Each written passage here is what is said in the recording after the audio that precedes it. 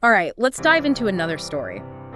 This one takes us all the way to Mexico. Ooh, Mexico. Yeah, and trust me, this is one you won't want to miss.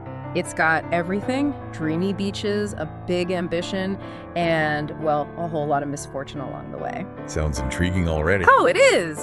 One of our listeners sent in some excerpts from Muerte en la Playa, which is Spanish for, you guess it, death on the beach. This is Leticia Sansores' autobiographical book. Death on the beach. Okay, I'm hooked. What's it all about? So, it chronicles her attempt to build this eco-hotel on a secluded Mexican beach with her partner Joan, who's German. But buckle up, because the subtitle literally promises 7 years of misfortune. 7 years. That's a long time for things to go wrong. It is, and Sansores doesn't just tell us what happened, she really digs into these bigger questions about ambition, paradise, and how sometimes even the best laid plans, Could go totally haywire. Exactly, and it really makes you think about those sliding door moments, those what ifs. Like, what if she had listened to her gut feeling? But I'm getting ahead of myself. Let's start at the beginning. So picture this. Leticia Sansores, Mexican artist and writer, living a pretty comfy life in Germany.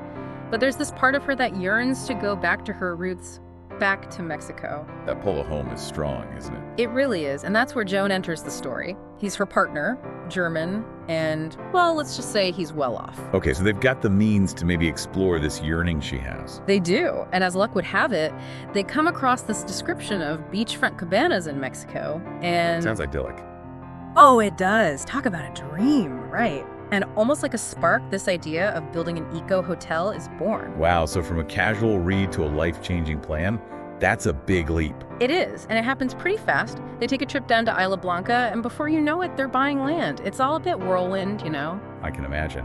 But Sansores is leaving her daughter and a stable life in Germany behind for a very uncertain future. Yeah, that's a big thing to wrestle with. I wonder if there was a sense of, I don't know, escaping the familiar for her, maybe a midlife, what do they call it? A midlife crisis. Yeah, maybe a yearning for something more, something different. But hold on, because as soon as they're on this path, it's like the universe is trying to send them signals. Uh-oh, what kind of signals? Well, first, they have this near-emergency landing on their flight to the U.S. Like, the plane almost doesn't make it. Then, while they're checking out locations, Hurricane Roxana nearly sweeps them away. Whoa, that's a bit scary. Talk about bad omens. I know, right? Later on in the book, she even calls them that, bad omens. But at the time, they're so caught up in the excitement of it all, they just brush it off. Classic case of ignoring your intuition. Isn't it? And this whole ignoring intuition thing, it becomes a recurring theme, as we'll see. But on top of all this, her daughter, Cara, falls ill with this mysterious thyroid issue. Oh, so now there's a whole other layer of worry. Exactly. You can really feel the strain this adds to Sansores, even as she's pushing forward with this dream. So, to get things going, her daughter and son-in-law, Ivan, they actually leave their lives in Germany, too. To help out with the hotel. Yeah, they come down to Mexico to manage the construction. But, and here's where things get really interesting, this is when those first little cultural clashes start to pop up.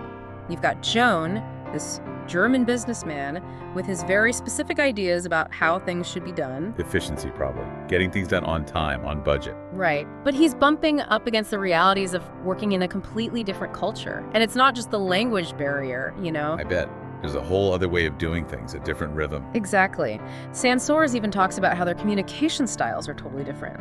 Joan's very direct, while she's used to a more nuanced approach. So you can already sense some friction brewing. Oh, yeah? And then you throw Ivan into the mix, Kara's Russian husband. Talk about a recipe for disaster. Maybe not disaster, but definitely some tension. And it's not long before things reach a boiling point. Ivan ends up getting fired and demands a pretty hefty compensation. That's not good. It's not. And this is where the cracks in their dream really start to show. Not to mention, financially, things are getting pretty strained. Joan, it seems, might have overestimated his resources a bit. Uh-oh. So now there's money troubles on top of everything else. There is. Construction costs are ballooning, he's having to take out loans, and then he brings in outside investors. The dream is starting to cost them way more than they bargained for. And I'm guessing not just financially. Nope, not just financially. But amidst all this chaos, Chalet Maya, their eco-hotel, it actually starts to take shape. Sansores describes these 20 individual cabanas, each one with a handcrafted sculpture she made herself. She's pouring her artistic vision into this project, even as everything else seems to be falling apart. That's remarkable, finding that creative outlet amidst the storm. So did they actually manage to open the hotel? They did, and the book really comes alive with all these anecdotes from that period. We hear about Sansores dealing with bureaucratic nightmares, having near-death experiences in this remote location, and trying to manage a constant stream of new staff. It paints a really vivid picture of what it was like running a business in a foreign country, with all its unexpected curveballs. I can only imagine. It sounds both exhilarating and exhausting. Oh, it definitely was both. And she even talks about how Joan's initial vision for sustainability clashed with the realities on the ground. Like, how eco-friendly can you really be when you're building on a secluded beach and relying on generators for power? That's a good question. It makes you wonder how much of it was genuine eco-consciousness versus savvy marketing. Right. Was he truly committed to minimizing their impact or just capitalizing on the ecotourism trend? It's something Sansores seems to grapple with herself. And as if things weren't tough enough already, the legal battle with Ivan, it just casts this dark cloud over everything. I can see how that would create a lot of tension, especially with investors involved. Oh, absolutely. It goes way beyond a personal dispute at this point. It's putting a huge financial strain on the project and causing friction among everyone involved. And then Joan, well, let's just say he makes some decisions that could be considered, let's just say questionable. Questionable. As in? Well, he starts using legal loopholes to basically orchestrate what Sansores calls a fraudulent sale of the hotel. He tricks her into signing away her ownership. Wow, that's cold. Talk about betrayal. It is. And on top of that, there's this chilling encounter she describes on the road right before she decides to flee. It leaves you with this sense of danger, like this paradise has turned into something really sinister. So she gets out of there. She does. She leaves Mexico heartbroken, disillusioned, thinking she's finally escaped this nightmare. But as you might have guessed, the story doesn't end there. So Sansores is back in Germany, picking up the pieces, trying to, find some peace and healing through her art. Trying to move on. Exactly. But back in Mexico, things at Chalet Maya, they take an even darker turn. Oh no, what happened? Well, remember Ivan, her son-in-law? Yeah. The one who got fired. That's him. Well, after Sansores leaves, he actually manages to gain control of the hotel. Really?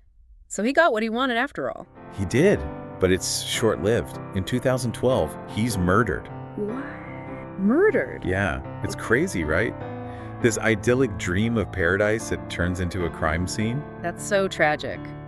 It really shows how quickly things can unravel, how fragile that whole idea of paradise can be. It really does. Yeah. And just when you think the story couldn't get any wilder, Yeah. there's another twist.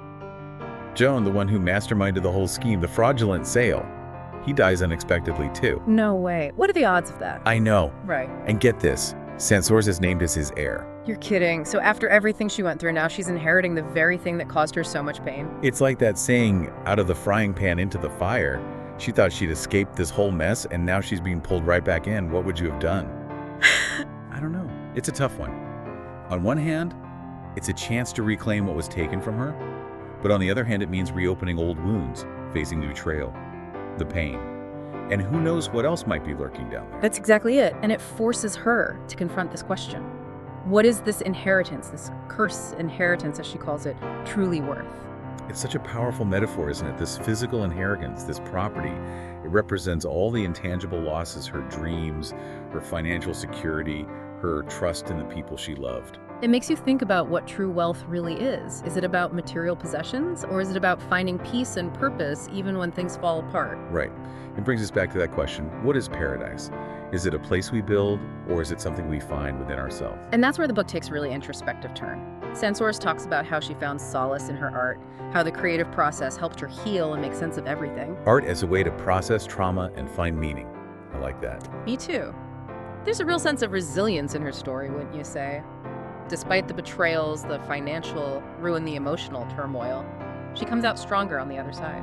It's inspiring for sure. But it also makes you wonder, what if she had listened to those early warning signs? What if she had stood up to Joan more? What if Ivan had never been involved? It's so easy to play the what-if game after the fact, right? But I think the real lesson here is that even the most well-intentioned dreams can have unintended consequences. And sometimes those consequences can be devastating. But it's also a testament to the human spirit's ability to adapt, to learn from those experiences, and to find new paths to fulfillment. Absolutely. And for Sansores, that path led her back to her art. It's a reminder that sometimes letting go of a dream, no matter how painful, can open up new possibilities. And that sometimes those new possibilities are even more fulfilling than the original dream. You know, something that really stuck with me from all this is the whole cross-cultural partnership angle. Oh yeah, Sansores being Mexican, Joan being Yeah. German. Exactly. And how their different backgrounds, their different ways of seeing the world, how that played into everything that happened. Definitely, it's there right from the start. Mm-hmm. Their vision for the eco-hotel, their communication styles, how they dealt with the setbacks, it all ties back to that in some way. Totally. Like when Sansores talks about the importance of personal connections, you know, that warmth of Mexican hospitality. That emphasis on relationships. Right, and how she finds beauty in those imperfections, the natural flow of things, while Joan is all about efficiency control, the bottom line. Two very different approaches. They are. And then you bring Ivan into the mix, Kara's Russian husband, and suddenly you've got these three distinct cultural perspectives clashing. Adding fuel to the fire. Exactly. And we can't forget about the challenges of navigating a completely different legal system. Sansores talks about all these bureaucratic hurdles, the cultural nuances that someone from the outside might not even pick up on. It's like another language in itself. It is. It shows you that building a dream in a foreign country, it comes with its own set of obstacles. Absolutely. Yeah. It's not just about knowing the words. You have to understand the context, the unspoken rules, those subtle dynamics that can make or break you. So true. And this applies to way more than just building a hotel, right? It's relevant to any kind of cross-cultural collaboration, whether it's business, a relationship, or even just traveling to a new place. It's about being aware of those differences and approaching them with respect and a willingness to learn. Couldn't agree more. Yeah. So as we wrap up this deep dive into Leticia Sansores' incredible story, I think the takeaway for our listener is this. Dreams, they can be powerful motivators, but they also need a good dose of reality. And adaptability, because things rarely go according to plan. So true. And sometimes the most valuable lessons, they come not from reaching our goals, but from the bumps along the way. From the stumbles, the detours, the unexpected turns. And ultimately, it's about finding that sense of peace and purpose, even when our dreams take us in a different direction, even when paradise is lost. Beautifully said. Thanks for taking us on this journey. Of course. Always a pleasure to unpack these fascinating stories. And who knows, maybe some of those detours lead to a whole new understanding of paradise one wouldn't have found